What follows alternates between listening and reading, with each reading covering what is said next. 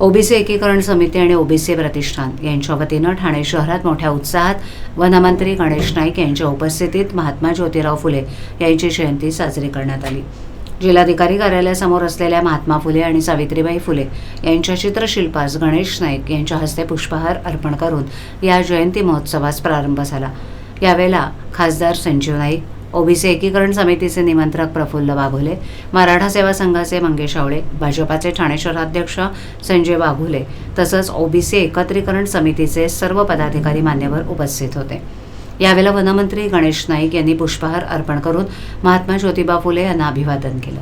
याप्रसंगी गणेश नाईक यांनी माध्यमांशी बोलताना सांगितलं की ठाण्याच्या मध्यवर्ती भागात अतिशय सुंदर महात्मा ज्योतिबा फुले आणि सावित्रीबाई फुले यांचं चित्रशिल्प उभारण्यात आले। आज जनता दरबाराच्या निमित्तानं मला या शिल्पाला भेट देता आली, ही माझ्यासाठी भाग्याची बाब आहे। तसंच आज जयंतीनिमित्त अभिवादन केलं। महात्मा ज्योतिबा फुले यांनी समाजाला दाखवलेली दिशा ही प्रत्येकाला आत्मविश्वास देते, असं वक्तव्य वनमंत्री गणेश नाईक यांनी माध्यमांशी बोलताना केलं। जीवनाचा आत्मविश्वास देणारे महात्मा ज्योतिबा फुले यांची आज जयंती आहे आणि कोर्ट नाक्यावरच्या ह्या अतिशय मोक्याच्या जागी या मंडळांनी या ठिकाणी महात्मा ज्योतिबा फुले आणि क्रांतिज्योती सावित्रीबाई फुले यांच्या पुतळ्याचं या ठिकाणी सुंदरपैकी आयोजन केलेलं आहे।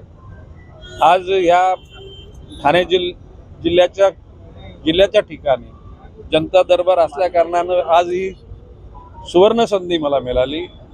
महात्मा ज्योतिबांचं दर्शन घेता आलं आणि त्यांना त्या ठिकाणी हार अर्पण करून एक प्रकारची आदरांजलीच वाहिली आणि त्यामध्ये सर्व कार्यकर्ते सहभागी झाले।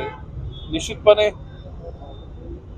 महात्मा ज्योतिबा फुलेंनी दाखवलेली दिशा ही सर्वसामान्याला आत्मविश्वास देऊन जाईल असा निश्चितपणे विश्वासच नाही, ते सत्य ठरलेला आहे।